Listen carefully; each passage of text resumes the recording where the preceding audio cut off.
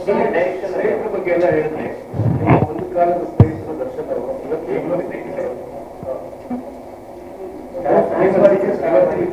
ಅಲ್ಲ, ನೀವೇನು ಹೇಳ್ತಾ ಇದ್ರು? ಅವ್ರನ್ನ ಹೊರಗಡೆ ಕರೆಸಿ ಅಂತ ನಾನು ಒಳಗೆ ಹೋಗ್ಲಿ ಅಂತಾನೆ.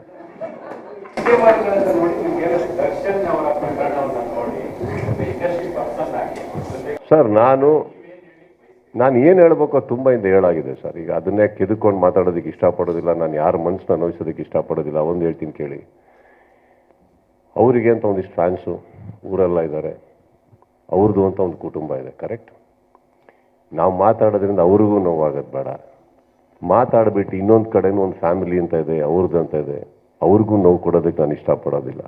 ರಾಜಕೀಯವಾಗಿ ಮಾತಾಡ್ತಾ ಇದ್ದೀನಿ ಅನ್ಕೊಂಬೇಡಿ, ಬಟ್ ಒಂದಂತೂ ಸತ್ಯ ಸರ್, ಈ ದೇಶದಲ್ಲಿದ್ದೀವಿ ಅಂದರೆ ನಿಮಗೆ ಲಾ, ಗವರ್ಮೆಂಟ್, ಸರ್ಕಾರ ಇದ್ಯಾವುದ್ರ ಬಗ್ಗೆ ನಂಬಿಕೆ ಇಲ್ಲದೆ ನಾವು ಇಲ್ಲಿ ಇರೋಕ್ಕಾಗಲ್ಲ. ಪ್ರತಿಯೊಂದನ್ನು ನಂಬಬೇಕಾಗತ್ತೆ, ಪ್ರತಿಯೊಂದನ್ನು ನಾವು ಇಟ್ಕೋಬೇಕಾಗತ್ತೆ, ಕೇಳಬೇಕಾಗತ್ತೆ. ಈಗ ನೀವು ಹೇಳೋದು ಒಂದು ರೀತಿ ಆದರೆ ನಮಗೆಲ್ಲ ಮಾಹಿತಿ ಸಿಗ್ತಾ ಇರೋದು ನಿಮ್ಮ ಚಾನಲ್ಗಳ ಮೂಲಕ ತಾನೆ. So what you want me to do? You tell me to believe you are not to believe you? What you want me to do? My answer is there. If you say you're wrong, I'll make a statement. If you say you're right, then don't ask me a question. Sir, ಎಲ್ಲ ನಟರು ಕೂಡ ತುಂಬಾ ನಟರನ್ನ ಸಾಕಷ್ಟು ಆರಾಧನೆ ಮಾಡ್ತಾರೆ ಅಭಿಮಾನಿಗಳು. ಇನ್ನು ತೆರೆ ಹಿಂದೆ ನಟರಾಗಿರುವಂಥದ್ದು ತೆರೆ ಹಿಂದೆ ವಿಲನ್ಗಳಾಗಿದ್ರೆ ಅವರ ಅಭಿಮಾನಿಗಳು ಯಾವ ರೀತಿ ಅವರನ್ನು ಅನುಕರಣೆ ಮಾಡಬೇಕು ಅಥವಾ ಅದನ್ನೇ ಅವರು ಅನುಸರಿಸಲ್ವಾ? Being a villain is a perspective, man. Being villain is a perspective. For example, ಈಗ ಪೊಲೀಸ್ ಹೋಗಿ ಒಬ್ಬರನ್ನ ಅರೆಸ್ಟ್ ಮಾಡ್ಕೊಂಡು ಹೋಗಿ ಏನಾರು ಮಾಡಿದ್ರೆ ಅವರು ಬೇರೆಯವ್ರು ಕೆಲವ್ರ ದೃಷ್ಟಿಕೋನದಲ್ಲಿ ಅವ್ರು ವಿಲನ್ಸ್. ಹಾಗೆ ಕೆಲವರು ನ್ಯಾಯ ಅಂತ ನಿಂತ್ಕೊಳ್ಳೋಕೆ ಹೋಗಿ ಸಮಾಜದಲ್ಲಿ ಏಕೈಕ ಯಾರಿದಾರೋ ಬಿಡ್ತಾರೋ ಎಲ್ಲರ ಎದುರುಗಡೆ ಧ್ವನಿ ತೆಗಿತೀನಿ ಅಂತ ಹೋಗಿ ಧ್ವನಿ ನಿಂತ್ಕೊಂಡ್ರೆ ಅವರು villains. See, today you are in a world where every opinion has got a second opinion, every second opinion has got another 4 opinions. ಇಲ್ಲಿ ಯಾರಾದರೂ ನೀವು ಧ್ವನಿ ಎತ್ತಲ್ಲ ಅಂತ ಹೇಳ್ತೀರಿ, ಧ್ವನಿ ಎತ್ತಿದ್ರೆ ಇನ್ನೊಂದಿಷ್ಟು ವರ್ಗ ಬಂದ್ಬಿಟ್ಟು ಯಾವುದಕ್ಕೋ ಲಿಂಕ್ ಮಾಡಿ ಏನಕ್ಕೋ ಹೇಳಿ ಯಾಕನ್ನ ನೀವು ಹುಟ್ಟಿದ್ದೀರ ಅನ್ನೋ ರೇಂಜಿಗೆ ತಂದ್ಬಿಡ್ತಾರೆ. ಯಾಕೆ ಕೆಲವರು ಏನಕ್ಕೂ ಧ್ವನಿ ಎತ್ತುತ್ತಾ ಇಲ್ಲ ಅಂತ ನೀವು ಪ್ರಶ್ನೆ ಹಾಕ್ಕೊಳ್ಳಿ. ಇವತ್ತು everything is a problem. You voice out is a problem, you remain quiet is a problem. You know, so many times, sometimes silence is better ಅಂದ್ಕೊಂಡು ಎಲ್ಲರೂ ಸುಮ್ಮನೆ ಇರ್ತಾರೆ. ಅಟ್ಲೀಸ್ಟ್ ಏನೋ ಒಂದು ಹೇಳ್ಕೊಳ್ಳಿ, ಮಾತಾಡಿ, ಅದ್ರ ಮೇಲೆ ಒಂದು ಹಾಕಿ, ಇನ್ನೊಂದು ಹಾಕಿ ವಾಯ್ಸ್ ಔಟ್ ಮಾಡೋದ್ರಿಂದ ಏನಾಗಿದೆ ಹೇಳಿ? ಇಲ್ಲಿ ವಿಲನ್ ಅನ್ನೋದು ಇಸ್ ಅ ಪರ್ಸ್ಪೆಕ್ಟಿವ್ ಮ್ಯಾಮ್. ನೀವು ಸೈಲೆಂಟ್ ಆಗಿದ್ರು ವಿಲನ್ನು, ಮಾತಾಡಿದ್ರೆ ಇನ್ನೊಬ್ರು ವಿಲನ್ನು. ವಿಚಾರವಾಗಿ ಯಾಕೋ ಎರಡು ಬಣ ಆಗಿದೆ ಸಿನಿಮಾ ರಂಗದಲ್ಲಿ, ರಾಜ್ಯದ ಸಿನಿಮಾ ರಂಗದಲ್ಲಿ ಎರಡು ಬಣ ಆಗಿದೆ ಮತ್ತು ಸಿನಿಮಾ ಮಾತನಾಡಲ್ಲ ಆ ವಿಚಾರ ಬಗ್ಗೆ ಧ್ವನಿ ಅಂತಲ್ಲ. ಕೆಲವೊಬ್ರು ಅಭಿಮಾನಿಗಳು ಕೂಡ ಏನ್ ಮಾಡಿದ್ರು ಸರಿ ಅನ್ನುವಂತ ನಿಟ್ಟಿನಲ್ಲಿ ಮಾತನಾಡ್ತಾ ಇದ್ದಾರೆ. ಸೊ ಇನ್ನೊಂದು ಕಡೆ ಒಂದಷ್ಟು ಹೀರೋಯಿನ್ಗಳಿರ್ಬೋದು, ಹೀರೋಗಳಿರ್ಬೋದು, ಯಾರು ಕೂಡ ಅದ್ರ ಬಗ್ಗೆ ಮಾತನಾಡ್ತಾರೆ. ಅಲ್ಲ, ಯಾವ್ದ್ರ ಬಗ್ಗೆ ಮಾತಾಡ್ತಾ ಇಲ್ಲ ಅಂದ್ರೆ ಏನ್ ಮಾತಾಡ್ಬೇಕು ಅಂತ ಹೇಗೆ ಹೇಳ್ತೀರಿ ನೀವು? How do you say? ಈಗ ಅದಕ್ಕೋಸ್ಕರ ಲಾ ತೊಗೊಂಡೋಗಿರೋದು. ಇನ್ನು ಕೋರ್ಟಿಗೆ ಹೋಗಿ ಏನು ಆಗದಿರೋ ವಿಚಾರನ ಯಾರಾದ್ರೂ ಬಂದು ತಪ್ಪು ಅಂತ ಹೆಂಗೆ ಹೇಳಕ್ ಸಾಧ್ಯ?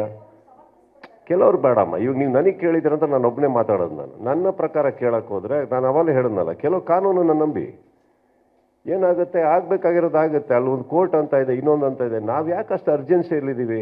Y are you all looking forward to please don't ask people any opinion, please believe in your law. ಇವಾಗ ನೀವೇನು ನ್ಯೂಸ್ ಹೇಳ್ತಾ ಇದ್ದೀರಿ, ಅದರಲ್ಲಿ ನಿಮಗೆ ಸಿಗೋ ಸತ್ಯಾಂಶಗಳನ್ನ ಇಡೋದು ಅಷ್ಟೇ ತಾನೇ ನಿಮ್ಮ ಕೆಲಸ. ಇದನ್ನು ಬಿಟ್ಟು ಒಂದು ಹೊರತು ಇನ್ನೊಂದು ಇದೆ ಅಂತ ನೀವು ಹೇಳೋಕ್ಕಾಗಲ್ಲ. You can do a research, ಇನ್ನೊಬ್ಬರ ಹತ್ರ ಕೇಳ್ಬೋದು. ನಿಮ್ಮ ಎಕ್ಸಲೆನ್ಸ್ ಆಫ್ ಇಂಟೆಲಿಜೆನ್ಸಲ್ಲಿ ಎಷ್ಟು ಪೆನಿಟ್ರೇಟ್ ಮಾಡೋಕ್ಕಾಗುತ್ತೋ ಮಾಡಿ. You can dig out some news. That is capacity of the you media people. Of course yes. What can we do as common people? ಇವಾಗ ನಮಗೇನಾಗುತ್ತೆ, asking opinions ಅಂದಾಗ ಏನೋ ಹೇಳಕ್ಕೆ ಹೋಗೋದು, ಅದು ಆ್ಯಕ್ಚುಲಿ ನಾಳೆ ಅದು ಪ್ರೂವ್ ಅದು ರಾಂಗ್ ಅಂತ ಪ್ರೂವ್ ಆಗೋದು. ದೆನ್ ಐ ಥಿಂಕ್ ಚಿಕ್ಕ ವಯಸ್ಸಲ್ಲಿ ಮಾಡ್ತಾ ಇರೋ ತಪ್ಪನ್ನ ನಾವು ಇವಾಗ ಮಾಡಬಾರ್ದು. ಅಷ್ಟು ಅರ್ಜೆನ್ಸಿಯಲ್ಲಿ ಕನ್ಕ್ಲೂಷನ್ಸ್ ಕೊಡೋಕೆ ಹೋಗೋದು. ಈವನ್ ನಮ್ಮ ಮನೇಲಿ ಹೋಮ ನಡೆದು ದೇವ್ರ ಮುಂದೆ ಕೂತ್ಕೊಂಡು ಪ್ರಾರ್ಥನೆ ಮಾಡಿದ್ರು ಇಮಿಡಿಯೇಟಾಗಿ ರಿಸಲ್ಟ್ ಇಲ್ಲ ಮೇಡಮ್, ಕಾಯ್ಬೇಕಾಗತ್ತೆ. ಅದು ಯಾವಾಗ ಬರುತ್ತೆ ಗೊತ್ತಿಲ್ಲ. ನಾಳೆ ಬರಲಿಲ್ಲ ಅಂತ ತಕ್ಷಣ ದೇವ್ರಿಗೆ ಬೈದ್ಬಿಡ್ಲಾ ಹೇಳಿ? ಹಂಗಾಗಲ್ಲ ತಾನೆ. It will take some time.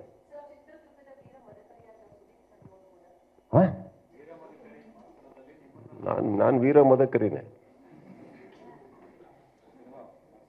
ಇವಾಗ ನೀವು ಈ ಪ್ರಶ್ನೆ ಕೇಳಿದ್ರ, ಇದಕ್ಕೆ ಉತ್ತರ ಕೊಟ್ಟನ, ಇದಕ್ಕೂ ಮತ್ತೆ ಜಾತಿ ಕಟ್ತಾರೆ.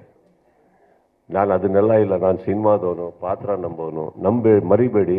ಇದೇ ಸಿನಿಮಾ ನಾನು ಮಾಡಬೇಕು ಅಂತ ಬಂದಾಗ ರಾಕ್ ಲೈನ್ ಅನ್ನೋಂಥ ಒಬ್ಬ ನನ್ನ ಸಹೋದರರು ನಿರ್ಮಾಪಕರು ಬಂದು ಇನ್ನೊಬ್ಬ ಸಹ ಕಲಾವಿದನಿಗೆ ನಾನು ಈ ಪಿಕ್ಚರ್ ಮಾಡ್ತಾ ಇದ್ದೀನಿ, ಇದನ್ನು ಬಿಟ್ಕೊಡ್ಬೇಕು ಅಂತ ಬಂದಾಗ 3 ವರ್ಷ ನಾವಿದು ಸ್ಕ್ರಿಪ್ಟ್ ಮಾಡಿದ್ರು ನಾನು ಬಿಟ್ಕೊಟ್ಟಿದ್ದೀನಿ.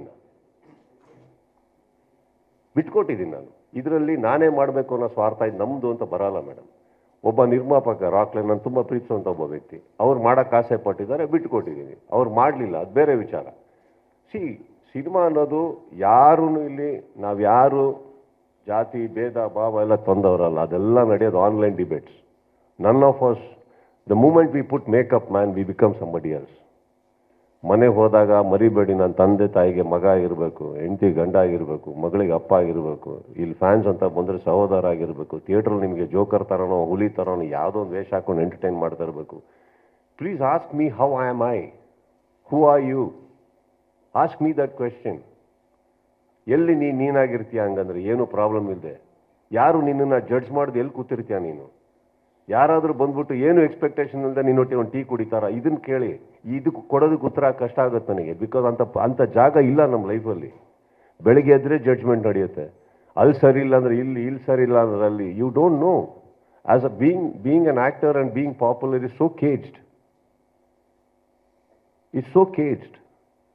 ಈ ಮಧ್ಯದಲ್ಲಿ ಹಾಗೆ ಹೀಗೆ ಇವ್ರೇನು ಹೇಳ್ತೀರಿ, ಅವನು ಹೇಳ್ತೀನಿ. ಟ್ರಸ್ಟ್ ಮೀ, ನನಗೂ ಆ ಕೇಕಿಗೂ sometimes I don't feel a difference.